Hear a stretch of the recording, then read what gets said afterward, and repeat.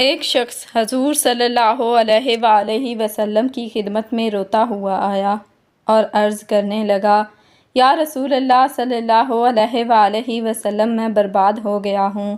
آپ صلی اللہ علیہ وآلہ وسلم نے پوچھا کہ کیا ہوا اور رو کیوں رہے ہو؟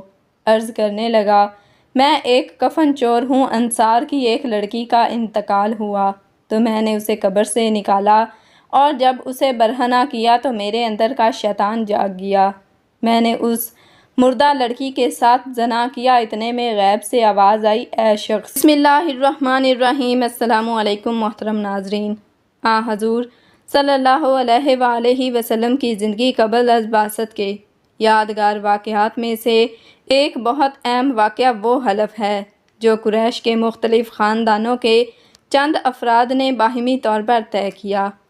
حضور صلی اللہ علیہ وسلم بھی اس معاہدے میں ایک رکن کے طور پر شریک تھے۔ زیر نظر واقعہ حضور صلی اللہ علیہ وسلم کی عمر مبارک کے 20ویں سال کا ہے۔ عربوں کی ساری خرابیوں کے باوجود ان کے اندر ابھی تک اخلاق حسنہ کے بعض باقیات موجود تھیں۔ ظلم کے خلاف کبھی کبھار ان کی رگ حمیت جاگ اٹھتی تھی اور وہ ظالم سے مظلوم کا حق دلانے کے لیے سینہ سپر ہو جاتے تھے۔ قبیلہ بنو زبید کا ایک شخص کچھ مال تجارت کے لیے لے کر مکہ آیا۔ اس کی بیٹی بھی اس کے ساتھ تھی۔ اس تاجر سے اس کا سامان مکہ کے مشہور اور مالدار عاص بن وائل نے خرید لیا، لیکن اس نے سینہ زوری کرتے ہوئے اس زبیدی تاجر کی بیٹی کو بھی اپنے قبضے میں لے لیا۔ وہ اجنبی شخص خانہ کعبہ میں آیا اور خانہ کعبہ کا غلاف پکڑ کر بلند آواز سے روتے پیٹتے ہوئے فریاد کرنے لگا، اے شہر مکہ کے شرفاء! تمہارے بااثر آدمی عاص بن وائل نے مجھ سے زبردستی میری بیٹی چھین لی ہے۔ میں مسافر اور مظلوم ہوں، تمہاری خدمت میں درخواست گزار ہوں کہ میری داد رسی کرو اور میری بیٹی مجھے واپس دلاؤ۔ قریش کے کچھ نوجوانوں نے اس مظلوم کی آہ و پکار سنی تو اللہ تعالیٰ نے ان کے دلوں میں یہ بات ڈال دی کہ مردانگی کا تقاضا ہے، اس مسافر کی داد رسی کی جائے۔ جب تاریخ میں ہم اس واقعہ کا مطالعہ کرتے ہیں تو دل سے یہ بات اٹھتی ہے کہ اللہ تعالیٰ نے اپنے گھر کے اندر ایک مظلوم کی داد رسی کو شرف قبولیت بخشتے ہوئے ان لوگوں کے دل خیر کی جانب آمادہ کر دیے۔ یہ کتنے لوگ تھے، اس پر کوئی مستند حوالہ ہماری نظر سے نہیں گزرا، البتہ گمان غالب یہ ہے کہ یہ لوگ درجن بھر کے لگ بھگ ہوں گے۔ نبی اکرم صلی اللہ علیہ وسلم ان میں پیش تھے۔ یہ سب لوگ اس زبیدی کو اپنے ساتھ لے کر عاص بن وائل کے دروازے پر پہنچے۔ اسے باہر بلایا اور سب نے یک زبان کہا کہ اس مظلوم پر تم نے کیوں ظلم ڈھایا ہے؟ اس ظالم نے کہا، میں نے کوئی ظلم نہیں کیا، وہ لڑکی کنیز ہے۔ جب مال کا سودا کیا تھا تو یہ لڑکی بھی میں نے اس شخص سے خرید لی تھی۔ عاص بن وائل کا جواب سن کر وفد کے لوگوں نے زبیدی سے وضاحت مانگی تو اس نے کہا، خانہ کعبہ کی عظمت و تقدس کی قسم، میں نے اپنی لڑکی بیچی نہیں ہے اور نہ ہی وہ کنیز ہے، وہ میری بیٹی ہے، اور اس شخص نے اپنی قوت کے بلبوتے پر زبردستی اسے اغوا کر کے اپنے گھر میں ڈال لیا۔ اس پر وفد کے لوگوں نے سختی کے ساتھ عاص بن وائل سے بات کی تو اس بدبخت نے اپنے جرم کا اعتراف کر لیا اور زبیدی کی لڑکی اسے واپس دینا پڑی۔ لڑکی واپس کرنے کے وقت بدبخت عاص نے ارکان وفد سے کہا کہ میں کل صبح لڑکی واپس کروں گا، ایک رات مجھے اس کے ساتھ گزار لینے دو۔ وفد کے تمام غیرت مند ارکان نے اسے سختی کے ساتھ اس ارادہی بد پر شرم دلائی اور کہا کہ یہ ہرگز ممکن نہیں، چنانچہ اسے اپنے شیطانی ارادے پر عمل کا موقع نہ ملا۔ زبیدی کی بیٹی اسے واپس دلا دی گئی۔ اب اس نے اپنی بیٹی کو ساتھ لیا اور اپنے علاقے کی طرف روانہ ہو گیا۔ جاتے ہوئے وہ اور اس کی بیٹی ان تمام نوجوانوں کو دعائیں دے رہے تھے جنہوں نے ان کی داد رسی کی۔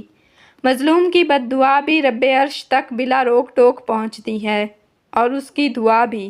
وہ قریشی نوجوان خوش نصیب تھے جنہوں نے مظلوم سے دعائیں لیں۔ جب اس تنازع کا فیصلہ بحسن و خوبی ہو گیا تو وفد کے ارکان میں سے بعض نے مشورہ کیا کہ اس قسم کے واقعات وقتاً فوقتاً رونما ہوتے رہتے ہیں، کیا ہی اچھا ہو کہ ہم آپس میں حلف اٹھائیں کہ ہم ظالم کے مقابلے پر ہر مظلوم کی مدد کریں گے، خواہ وہ کوئی بھی ہو۔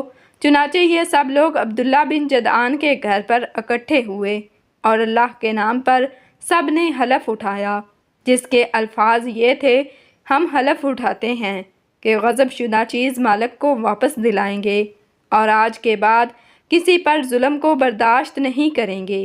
ہر مظلوم کی داد رسی ہوگی اور ظالم کو اس کے ظلم کی سزا دی جائے گی۔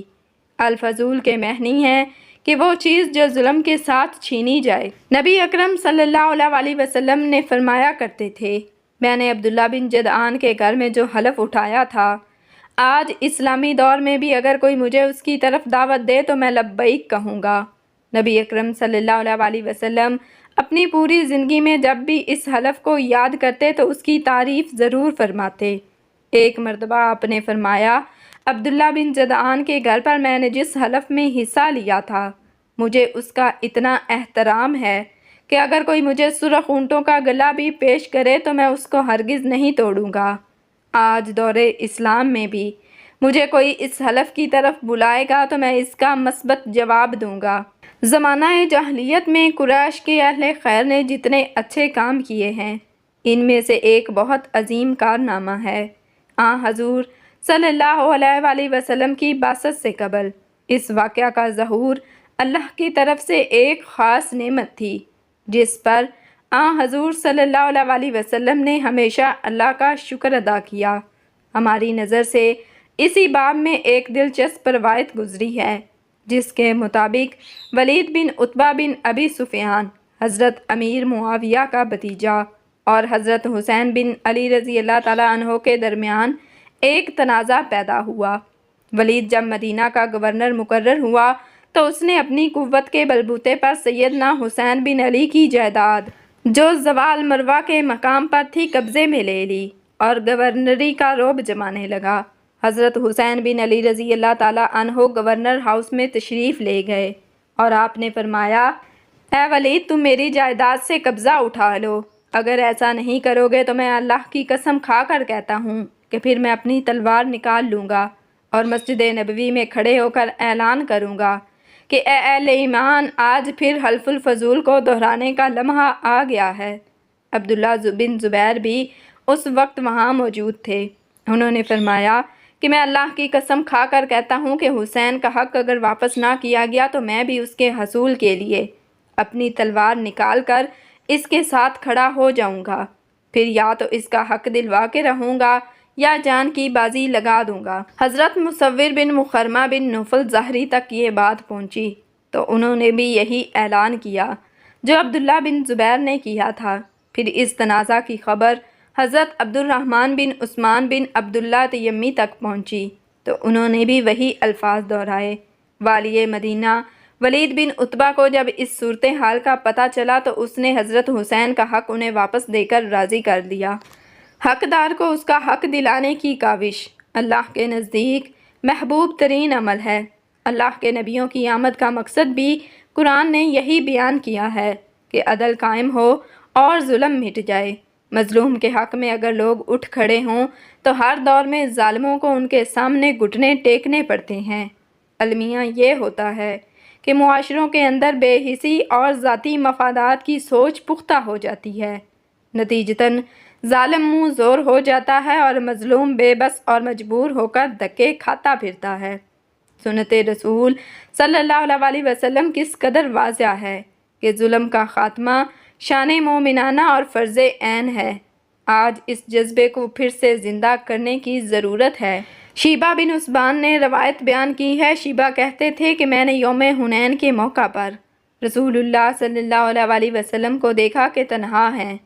مجھے اپنا باپ اور چچا یاد آئے، انہوں نے علی رضی اللہ تعالیٰ عنہ اور حمزہ رضی اللہ تعالیٰ عنہ نے قتل کیا تھا۔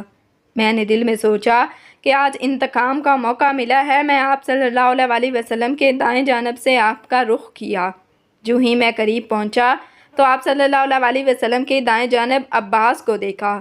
میں نے کہا کہ یہ تو آپ کے چچا ہیں، آپ کا ساتھ ہرگز نہیں چھوڑیں گے۔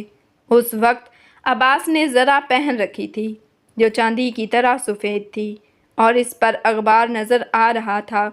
پھر میں نے بائیں جانب سے حملہ کرنے کا ارادہ کیا۔ قریب پہنچا تو آپ کے ساتھ ابو سفیان بن حارث بن عبد المطلب کو پایا۔ میں نے سوچا یہ آپ کا چچا زاد بھائی ہے، یہ آپ کا بے جگری سے دفاع کرے گا۔ میں پیچھے ہٹ آیا اور سوچا کہ پشت سے حملہ کروں۔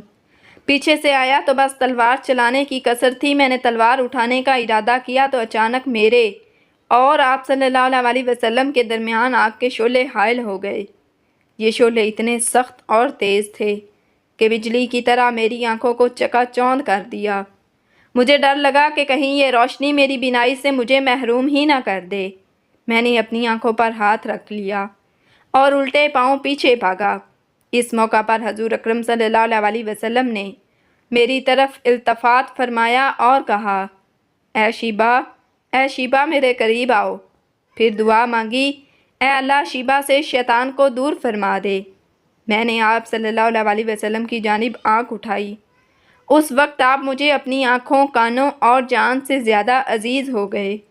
آپ نے فرمایا، یا شیبہ قاتل کفار، یعنی اے شیبہ کفار سے قتال کرو۔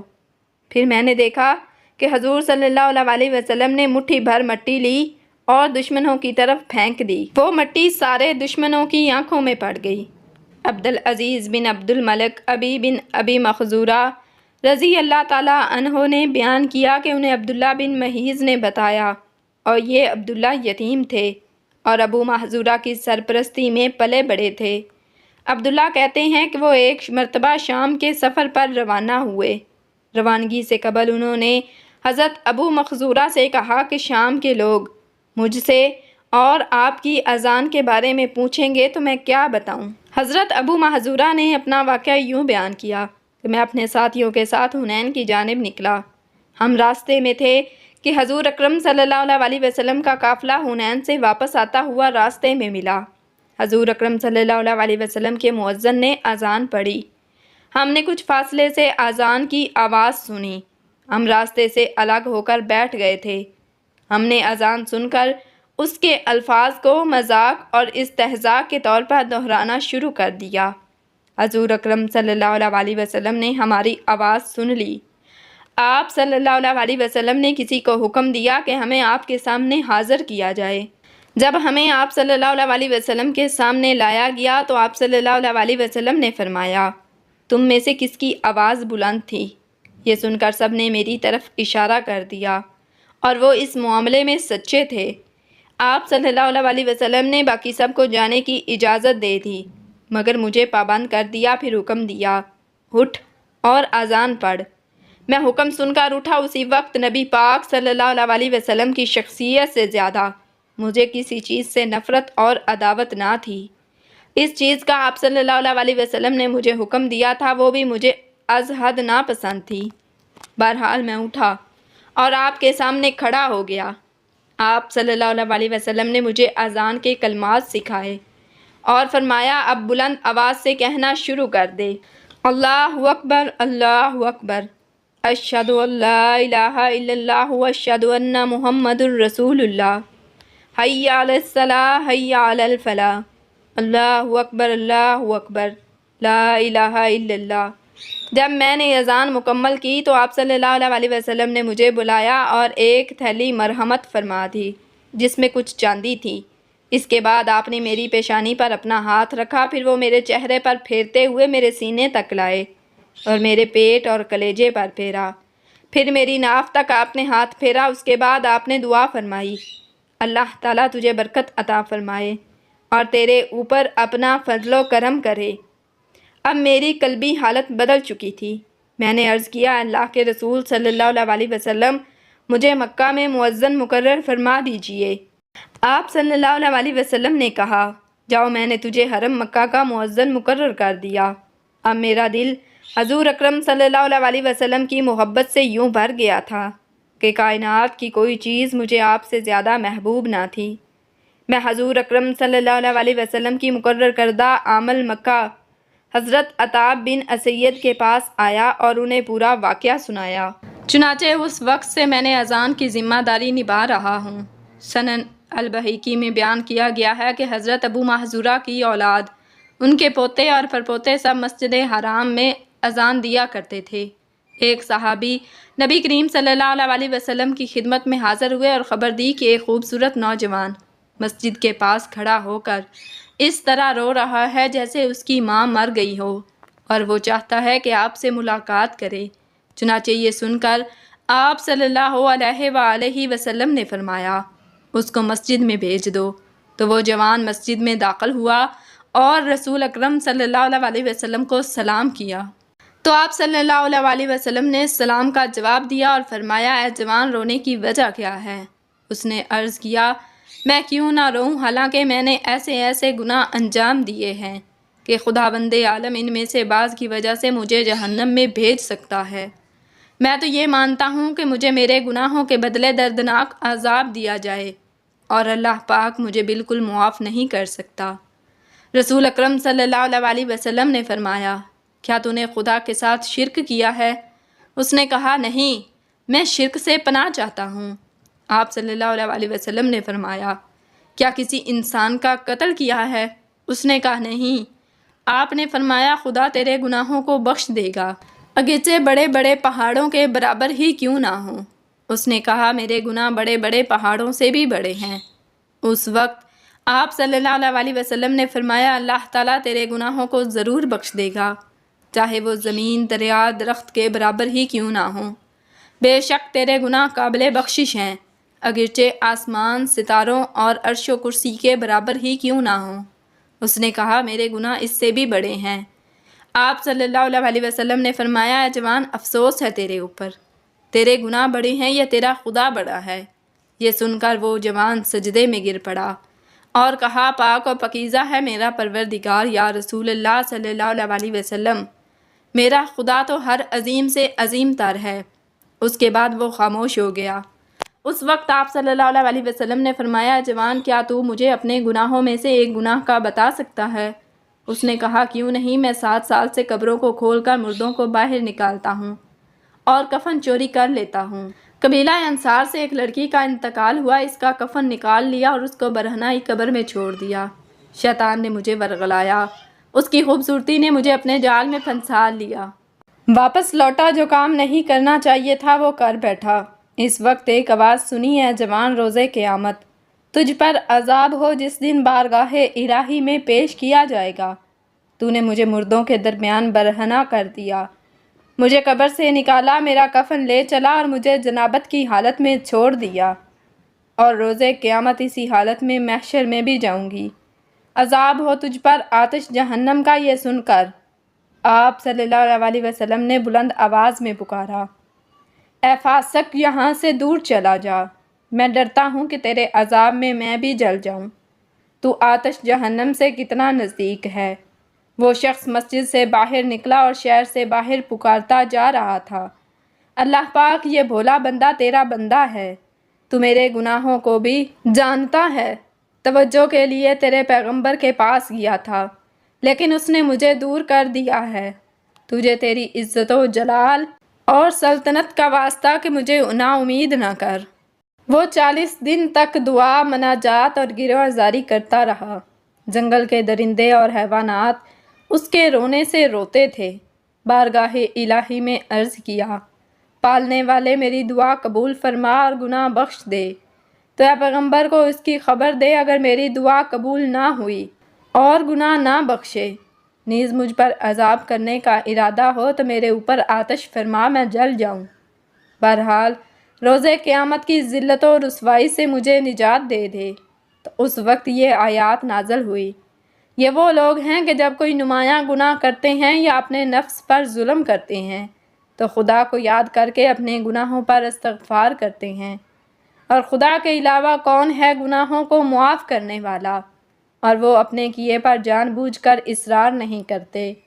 یہی وہ لوگ ہیں جن کی جزا مغفرت ہے، اور وہ جنت ہے جس کے نیچے نہریں جاری ہیں، وہ ہمیشہ اسی میں رہنے والے ہیں، اور عمل کرنے کی یہ جزا بہترین جزا ہے۔ اللہ پاک ہمیں بہتر عمل کرنے کی توفیق عطا فرمائے اور ہمیں نیکوکاروں میں شامل کرے، آمین۔ ناظرین، کمنٹ باکس میں اللہ تعالیٰ کے 99 ناموں میں سے ایک نام ضرور ٹائپ کریں۔ جزاکم اللہ خیراً کثیرا۔